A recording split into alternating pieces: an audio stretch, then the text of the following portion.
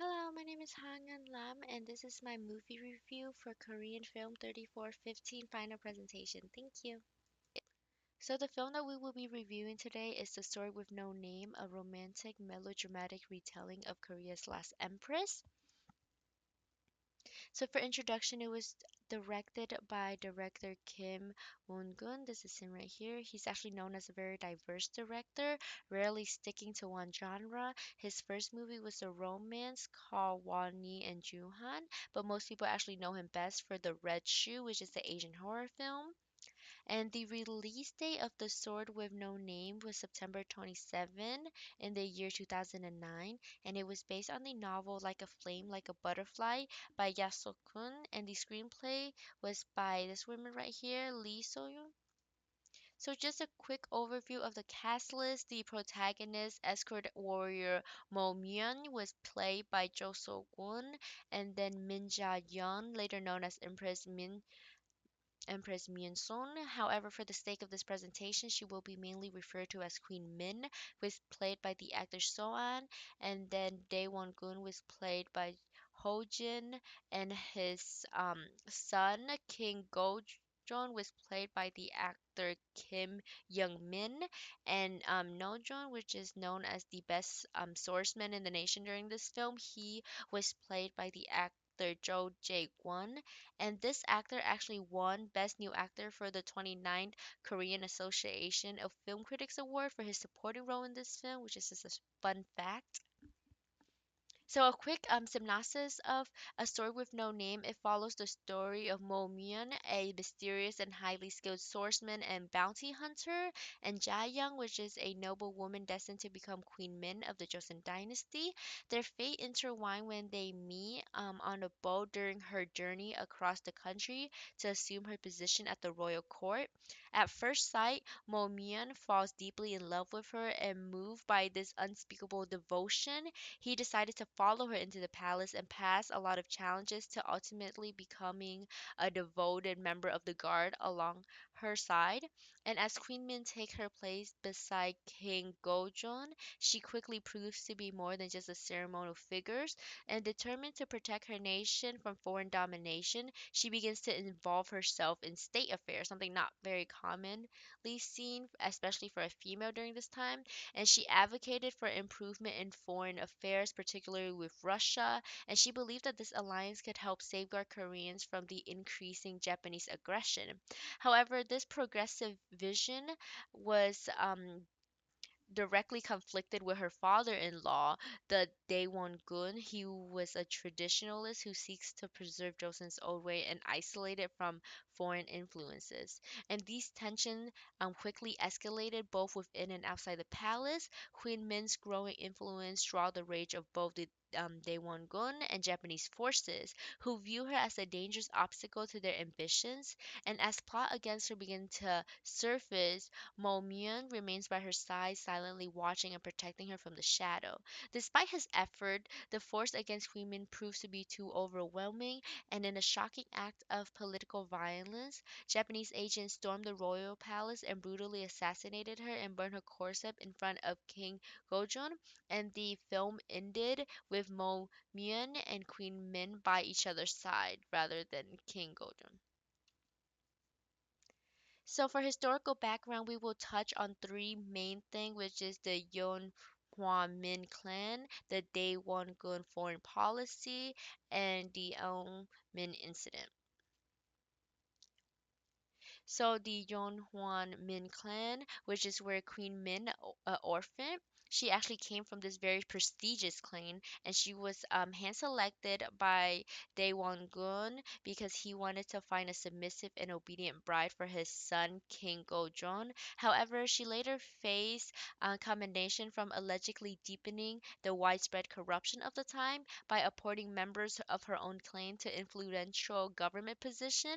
These actions of her actually contributed to her enduring reputation as a controversy figure in Korean history. So this is a picture of her when she was, I believe, selected at the young age, and then this is the not logo, but like the symbol of the clan. And then Daewon-gun's foreign policy, he was a big advocator for a strict isolationist policy. He believed it was the best way to shield Yosin from Western imperialism and preserve Koreans' Confucianist value and patriotism. And in contrast, Queen Min actually challenged this approach by pursuing foreign alliances and modernization. And notably, she signed the Russian-Korean Treaty of 1884, seeking advancement in medication and military technology to strengthen Korean, particularly in response to growing Japanese aggression. This historical tension is reflected in the film during the royal palace invasion scene, where Japanese soldier had firearms while the Korean defender were only armed with swords and knife. And this visually emphasized on the technological gap between the two nations during this time. While her effort at reform were actually aimed at safeguarding Korean sovereignty, and the film she was a main protagonist, many historians actually argue that her push for Western style reform ended up harming and entangled Joseon in further conflict. So the Elmian incident are known as her assassination, Empress Min Son. So in the early morning of October 8th, 1895, a group of Japanese agents under the command of Miran Gojun stormed the Gunbokgun Palace, which is the royal palace, and brutally assassinated Queen Min. And she was known as the last queen of Korea. And historical accounts report that before her body was burned, she was subject to very horrific abuse, including acts of sexual violence. And by the time of her death, she had amassed significant political power and a lot, arguably more than her husband, King Gojong. And while debate persisted over the exact role that Daewon-gun played in the plot of her assassination, Miran later claims that he was beaming with delight as they entered the palace together.